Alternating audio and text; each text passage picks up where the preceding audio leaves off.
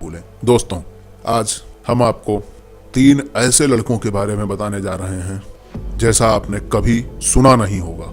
ये कहानी है रोहित, विकास और राज की। तीनों लड़के कॉलेज स्टूडेंट थे। ठंड की छुट्टियां होती हैं तो तीनों सोचते हैं चलो कहीं घूमने चलते हैं। चूंकि अमीर घर के लड़के थे इसलिए उनका शौक था कि वो हर छुट्टी में कहीं न कहीं दूर दराज स्थानों पर घूमने जाते थे। एडवेंचर उनके रग रग में बसा था। वो हरदम ऐसी जगह जाना पसंद करते थे जहां पर डर, खौफ, एडवेंचर उनके खून में उबाल ला दे। लेकिन कहते हैं कि कभी कभी किसी भी चीज का हद से ज्यादा हो जाना इंसान को कहां से कहां पहुंचा देता है। ऐसा ही कुछ हुआ इनके साथ कि इंसान की आत्मा भी थर थर कांपने लगे। आइए आगे जानते हैं। तीनों छुट्टियों में कालामुड़ी की टिकट्स बुक करवाते हैं और तीनों प्रोग्राम बनाते हैं कि अब की कालामुड़ी के जंगलों में हम घूमने चलेंगे। जब तीनों यहाँ से निकलते हैं तो वहाँ पर जंगल के बीचों बीच में एक डाक बंगले को बुक करते हैं। चूँकि ठंडियों का मौसम था, पहाड़ों पर बर्फ ज़्यादा गिरती है। कई बार वहाँ के लोगों ने मना किया कि उस डाक बंगले को मत बुक कीजिए। करीब 20 साल से वो बंद पड़ा है, उसमें कोई भी ट्रेवलर रुकता नहीं है। लेकिन तीनों थे बहुत ही जिद्दी। उन्होंने कहा नहीं, हम उसी डाक बंगले में रुकेंगे, अब तो जरूर रुकेंगे। तो उस डाक बंगले को बुक कर देते हैं। तीन के तीनों अपने घर से निकलते हैं। जिस दिन निकलते हैं घूमते फिरते, नाचते गाते, गाने सुनते हुए टोटली इंजॉयमेंट के मूड में चलते रहते हैं। अगले दिन शाम को लगभग 4 बजे वो वहां पर पहुंचते हैं। हाड़ कपा देने वाली ठंड थी। जिस ठंड में कोई इंसान न नजर आए, उस ठंड में वो घूमने निकल पड़े थे। जब वो वहां पहुंचते हैं तो जंगल के बाहर जो एक कस्बा था वहां से एक आदमी उनको मिलता है जो उनको उस डाक बंगले तक लेकर के आता है। बताता है साहब, ये बहुत दिन से बंद पड़ा है, इसमें कोई ट्रेवलर रुकता नहीं है, लेकिन आप लोग यहाँ रुकने के लिए आए हैं तो मैंने सवेरे ही इसको साफ करवाया है। लेकिन साहब, रात में हम यहाँ नहीं रुकेंगे, हम अपने घर पर ही रुकेंगे। अगर आपको कोई ज़रूरत होगी तो आप फ़ोन कर दिया कीजिएगा, सवेरे शाम सारी व्यवस्थाएं हो जाया करेंगी। वो सब उसे बहुत डांटते हैं कि हमें कोई ज़रूरत लगेगी तो फिर हम तुम्हें फ़ोन करेंगे, फिर तुम पता नहीं कब आओगे। कहता है साहब कुछ भी कहिए, मैं यहाँ नहीं रुकने वाला हूँ। तो पूछते हैं यहाँ क्यों नहीं रुकना चाहते हो? कहता है साहब ये बहुत डरावनी जगह है, हम नहीं रुकेंगे। तीन के तीनों हंस पड़ते हैं। वो इतना हंसते हैं कि उसमें रोहित का तो पेट दर्द करने लगता है। रोहित, राज और विकास तीन के तीनों हंसते हंसते वहीं बैठ जाते हैं। वो आदमी वहां से चला जाता है। तीनों उस बिल्डिंग के अंदर जाते हैं। बहुत ही शानदार बिल्डिंग थी। बड़े बड़े कमरे थे, जैसे पुराने जमाने में हवेलियां होती थी, कुछ उसी डिजाइन में बना हुआ वो बंगला था। चूंकि देर शाम हो चुकी थी, ठंड भी बहुत ज्यादा थी, हवा भी बहुत तेज चल रही थी, तो उन्होंने फैसला किया कि खाना पानी खा करके हम आज सोते हैं, कल सवेरे से घूमने निकलेंगे। तीनों यही डिसाइड करते हैं। उसके बाद से तीनों खाना पानी खाते हैं, थोड़ा म्यूजिक बजाते हैं, डांस करते हैं, फुल ऑन पार्टी करते हैं। उसके बाद सोने चले जाते हैं। रोहित एक कमरे में सोता है, जबकि राज और विकास ये दोनों एक कमरे में सोते हैं। चूंकि एक कमरे में 3 आदमी के सोने की जगह नहीं थी और रोहित को हरदम अकेले सोना ही पसंद था, इसलिए वो एक बगल के कमरे में सोता है, जबकि जस्ट बगल के कमरे में राज और विकास सोते हैं। रात के करीब 2:35 का समय हो रहा होता है। रोहित को किसी कुर्सी के अपने आप हिलने की आवाजें सुनाई देती हैं। कई बार वो अवॉइड करता है, लेकिन धीरे धीरे वो आवाजें तेज आने लगती हैं। अब उससे नहीं बर्दाश्त होता है। वो उठता है और बगल वाले कमरे को नॉक करता है। आवाज देता है, राज, विकास, यार उठो ना, देखो इतनी आवाजें आ रही हैं, कहाँ से आ रही हैं, आओ देखते हैं, यार नींद नहीं पड़ रही है एकदम से। इतना कह करके वो जिधर से आवाज आ रही थी उधर जाता है। देखता है जस्ट उसके कमरे के बगल में ही जो कमरा था, उस कमरे के अंदर से आवाजें आ रही थी। वो जब उस कमरे को देखता है तो उस पर ताला लगा रहता है और उस ताले के ऊपर बहुत सारे कलावा बंधे रहते हैं। उसे कुछ समझ में नहीं आता है। तब तक राज और विकास भी आ जाते हैं और जैसे ही वो वहां पहुंचते हैं आवाजें फिर से आने लगती हैं। अब वो तीनों सोचते हैं कि यार ताला तोड़ना पड़ेगा, लेकिन तभी राज बोलता है, यार ताले को देख रहे हो, जैसे लग रहा है कुछ मंत्रों से इसे शुद्ध करके बांधा गया होगा। वो बार बार मना करता है कि यार इसे बंद रहने दो, हमसे क्या लेना देना, हम आए हैं, हम घूम करके चले जाएंगे। लेकिन दोनों जिद्दी थे, माने नहीं। विकास जाता है ताला तोड़ने के लिए, एक लोहे का हथौड़ी ले आता है और उस ताले को वो लोग मिल करके तोड़ देते हैं। जब ताला टूटता है, अजीबो गरीब आवाजें कमरे से आने लगती हैं और जैसे ही ये दरवाजा खोलने वाले होते हैं, वैसे ही अंदर से किसी के चिल्लाने की आवाज आती है। तीनों एक बैग दरवाजा खोल देते हैं और अंदर जो देखते हैं, उसके बाद उनकी आंखें फटी की फटी रह जाती हैं। एक कुर्सी जो उस कमरे में रखी हुई थी, वो अपने आप हिल रही थी। वो कमरा देखने से ही लग रहा था कि कई सालों से नहीं खोला गया है। धूल गंदगी जमी हुई थी। रोहित जाता है, उस कुर्सी को रोक देता है। उसके बाद वो लोग उस कमरे से निकलने वाले ही होते हैं कि अचानक से दोबारा वो कुर्सी हिलने लगती है और उनको फिर से वही आवाज बहुत तेजी से उस कमरे के अंदर सुनाई देती है। अब वो समझ जाते हैं कि कुछ तो गड़बड़ है यहाँ, इसीलिए वो वॉचमैन भी नहीं रुका और वो वहां से भागना शुरू करते हैं। जैसे ही सीढ़ियों तक पहुंचते हैं, उन्हें लगता है कि उन्हें कोई पीछे से खींच रहा है। पूरी ताकत लगाते हैं लेकिन आगे बढ़ नहीं पाते हैं। तभी एक झटके से वो सीढ़ियों से गिरते हुए नीचे पहुंच जाते हैं।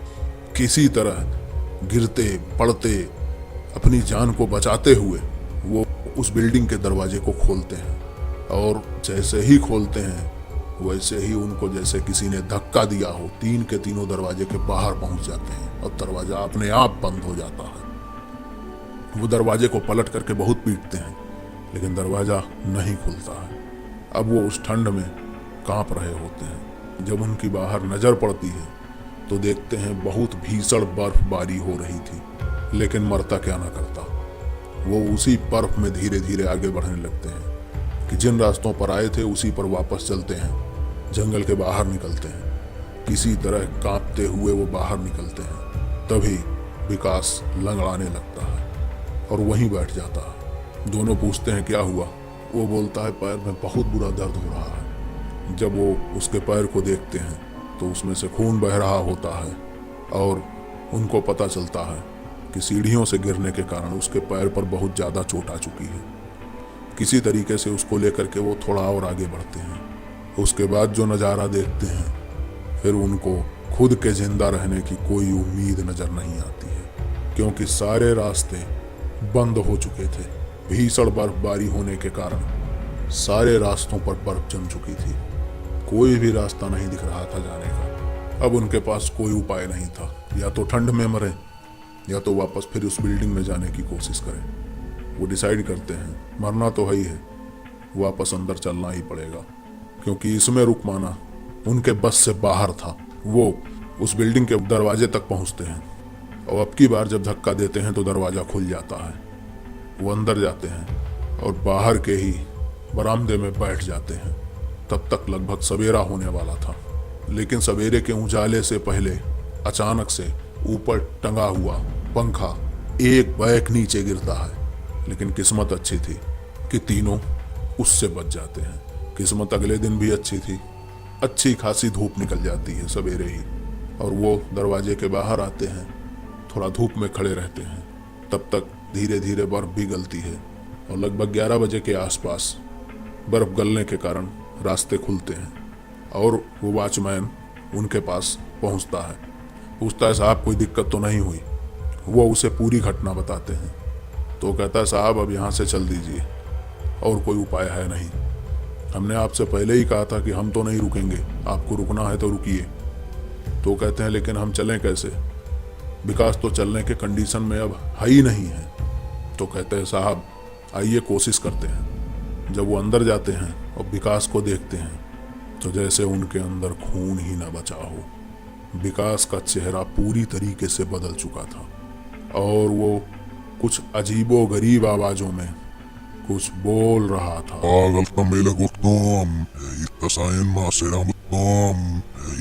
ये आवाजें उनके समझ में नहीं आती हैं, पर वो इतना जान चुके होते हैं कि उसको किसी आत्मा ने पकड़ रखा है।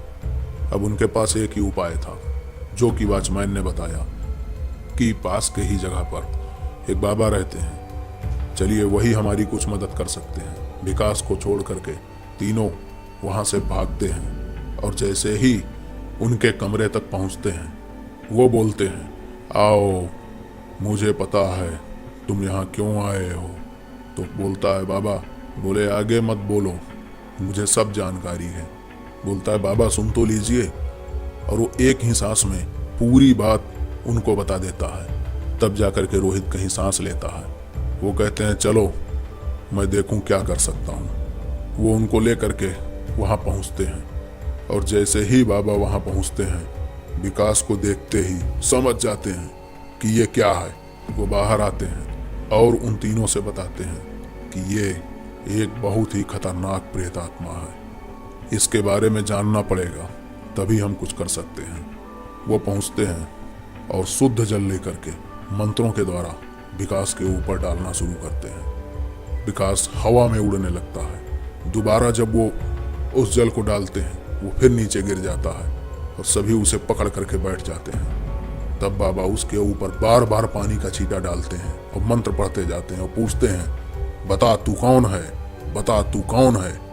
तब विकास के मुंह में से आवाज आती है, तुम मेरे बारे में जानना चाहते हो तो सुनो, मैं एक प्रेत आत्मा हूं और मैं इसे नहीं छोड़ूंगी, इसे मार दूंगी। बाबा इतना सुनने के बाद उसके मत्थे पर अपना माला छुआ देते हैं और जैसे ही उसके मत्थे पर अपना हाथ रखते हैं उन्हें पूरी कहानी पता चल जाती है। वो उन तीनों से बताते हैं कि लगभग 20 साल पुरानी घटना है। एक परिवार यहाँ पर रहने आया था और जो ये प्रेत आत्मा है इसके हस्बैंड ने ईर्ष्यावश इसको मार करके उसी कमरे में बंद कर दिया था और उसके कई सालों तक यहाँ पर कोई रुका नहीं, जिसके कारण इसकी लाश वहीं सड़ करके खत्म हो गई और इसकी आत्मा तब से यहाँ भटक रही है। इसे रोकने का केवल एक ही तरीका है कि उस कमरे में हमें चलना होगा।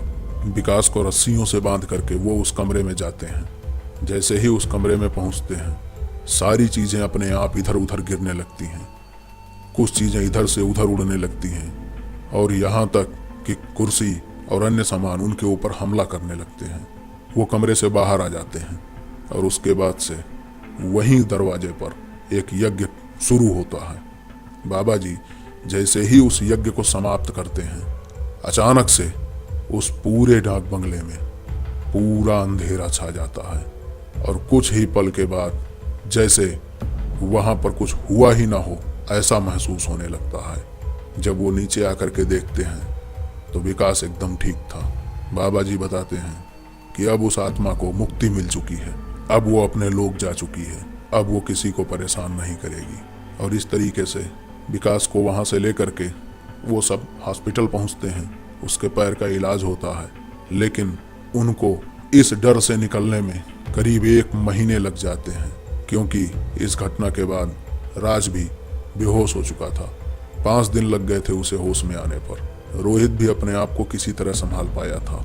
करीब 1 महीने बाद वो वहां से अपने घर वापस आते हैं और तब से उन्होंने ये डिसीजन ले लिया कि अब सुनसान, वीरान और अनजान जगहों पर बिना जानकारी के नहीं जाएंगे। यहाँ तक कि अब वो जंगलों में जाना भी छोड़ चुके हैं। आइए दोस्तों, आज आपको एक ऐसे लड़के के बारे में बताने जा रहा हूँ जैसा आपने कभी नहीं सुना होगा। बात जब भूत, प्रेत, चुड़ैल या फिर किसी शैतानी ताकत की हो तो हर कोई उसे सुनना चाहता है, मगर अकेले में रूहानी ताकतों से सामना हो जाए तो किसी का भी दम निकल सकता है। कोई कितना भी ताकतवर क्यों ना हो, अदृश्य शक्तियों के सामने उसे झुकना ही पड़ता है। कोई आत्मा बुरी होती है तो कोई अच्छी। मरने के बाद ही पता चलता है कि कौन इंसान किस योनि में जाएगा। यह कहानी है एक लड़के की जो चुड़ैलों के बीच फंस जाता है और धीरे धीरे मरने लगता है। वो लड़का कुश्ती में बहुत माहिर था। दूर दूर गांव तक वो लड़ने जाया करता था और उसे अपने शक्ति पर बहुत ज़्यादा घमंड था। उसके घर में केवल उसके पिता ही जीवित थे। उसकी माँ का देहांत हो चुका था। एक रात अचानक उसके पिता की तबीयत बहुत खराब हो जाती है और वो बहुत परेशान हो जाता है। फिर वो सोचता है कि डॉक्टर को बुलाना ही पड़ेगा और वो अपने घर से निकल लेता है। उसके घर से डॉक्टर के गांव तक जाने के बीच में एक बड़ा जंगल पड़ता था। उसने इसके बारे में बहुत सारी कहानियां सुन रखी थी, लेकिन वो डरते डरते उन रास्तों पर बढ़ता है। जैसे ही वो जंगल के बीचों बीच में पहुंचता है, सामने देखता है एक औरत खड़ी रहती है। वो सोचता है इतनी रात में औरत यहाँ कैसे। थोड़ा डर जाता है और समझ जाता है कि ये कोई सामान्य औरत नहीं हो सकती है। बस क्या था, वो बहुत तेजी से दौड़ करके उसके बगल से निकल जाता है, लेकिन जैसे ही कुछ कदम आगे जाता है, दो औरतें उसे रोक लेती हैं। अब वो समझ जाता है कि ये कोई औरतें नहीं, ये वही चुड़ैलें हैं जिनके बारे में उसने सुन रखा था। वो दोनों चुड़ैलों से हाथ जोड़कर छोड़ देने की मिन्नतें करने लगता है, लेकिन उनके ऊपर कोई असर नहीं पड़ता। वो बोलती हैं कि तुम्हें अभी मेरी बड़ी बहन ने रोका था, तब तुम क्यों नहीं रुके। वो कहता है मुझे छोड़ दो, जो कहोगी वो करूँगा, मेरी जान मत लो। तब तक पीछे से उसे आवाज सुनाई देती है, ए लड़के रुक जा, ए लड़के रुक जा। वो चौंक जाता है। तभी वो दोनों चुड़ैलें उसे घसीटते हुए उस दूसरी चुड़ैल के पास ले जाती हैं और वो उससे बोलती हैं कि मेरा बताया हुआ काम अगर तुम करोगे तो हम तुम्हें जान से नहीं मारेंगे। वो बोलता है जो बताओ वो करूँगा, बस मुझे छोड़ दो। चुड़ैलें कहती हैं कि रोज़ तुम्हें हमें झूला झुलाना पड़ेगा। कहता है ठीक है। डर के नाते कांप तो बहुत रहा था, लेकिन मजबूरी थी, मानना ही पड़ेगा, नहीं तो वो उसकी जान ले लेती। वहाँ पर पास के एक पेड़ पर एक बड़ा सा झूला टंगा था, जिस पर वो बैठ जाती हैं और वो लड़का उन्हें झूला झुलाने लगता है। झूला झुलाने के बाद वो घर वापस आ जाता है। उसके पिताजी बोलते हैं तुम तो डॉक्टर को बुलाने गए थे। तो वो कहता है जंगल होने के कारण नहीं जा पाया, सवेरे बुला लाऊंगा। सवेरे जाता है, डॉक्टर को लाता है, दवाई होती है, पिताजी उसके ठीक होने लगते हैं। रात होती है। अब उसे यही डर सताता है कि चुड़ैलों ने कहा था कि रोज तुम्हें हमें झुलाना पड़ेगा। डरते डरते किसी तरह रात को हो जाता है, फिर उन्हें झूला झुलाता है, फिर वापस चला आता है। चुड़ैलें उसे झूला झुलाने के लिए बुलाती थी और इसी बहाने उसका थोड़ा थोड़ा करके खून पीती रहती थी। वो अमावस की रात का इंतजार कर रही थी, जिस दिन वो उसे मार डालने वाली थी। अब यह सिलसिला रोज चलने लगता है। डेली हो जाता है, आता है, जाता है, आता है, लेकिन दिन प्रतिदिन वो कमजोर होता चला जाता है। एक पहलवान जो कुश्ती लड़ता रहता था, आज उसके शरीर में ताकत बहुत कम हो चुकी थी।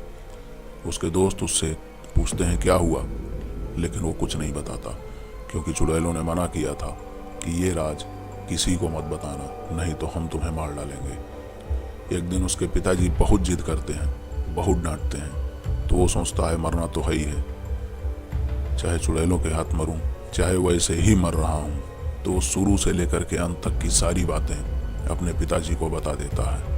उसके पिताजी बहुत परेशान होते हैं, उनके कुछ समझ में नहीं आता है कि वो क्या करें। तो वो उससे कहते हैं जैसा चुड़ैलें कह रही हैं वैसा करते रहो, तब तक मैं कोई उपाय खोजता हूँ। अब उनके पिताजी चारों तरफ इधर उधर गांव में पता लगाना शुरू करते हैं कि इसका क्या उपाय है।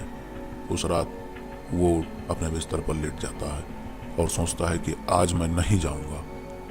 लेकिन जैसे ही आधी रात होती है, कोई उसकी खिड़की खटखटाने लगता है। वो समझ जाता है कि चुड़ैलें ही आई होंगी। बार बार खटखटाने पर भी वो दरवाज़ा नहीं खोलता है। तो उधर से आवाज़ आती है, खोलोगे, खोलोगे, नहीं तो हम अंदर आकर के मार देंगे। वो आवाज़ को अनसुना कर देता है। फिर आवाज़ें आती हैं, खोलोगे, खोलोगे। अब वो डर के नाते उठ जाता है और खिड़की खोल देता है।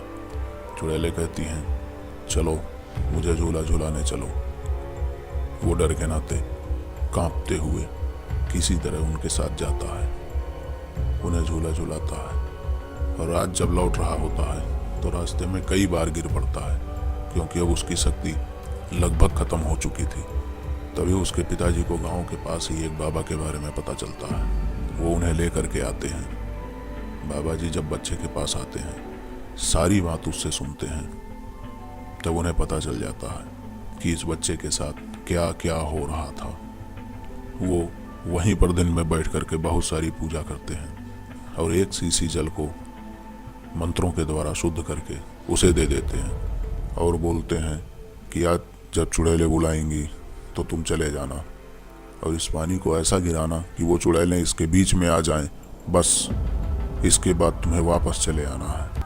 आज चुड़ैलें आती हैं, वो उनके साथ जाता है और उनके पास पहुंचते ही चारी ओर पानी गिरा देता है और जैसे ही चुड़ैलें उसके नज़दीक आती हैं, वो तड़प के चिल्लाने लगती हैं, लेकिन वो पलट के देखता नहीं है और सीधे घर चला आता है। इसके बाद से आज तक वो चुड़ैलें उसे दिखाई नहीं दी, लेकिन आज भी वो खिड़की को देख करके बहुत डर जाता है। Thank you. हमारी कहानी आपको कैसी लगी हमें कमेंट में ज़रूर बताएं और हमारे चैनल को ज़रूर सब्सक्राइब करें।